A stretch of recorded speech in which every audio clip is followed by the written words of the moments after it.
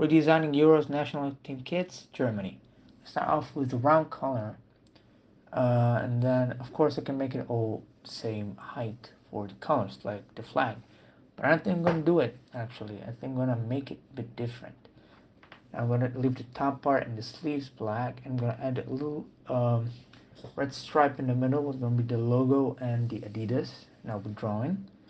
And the bottom part will be yellow, just like the flag itself. So black, red, yellow. Now for the cuffs, I'm gonna make them white. I think like the color, and let's see how it rolls.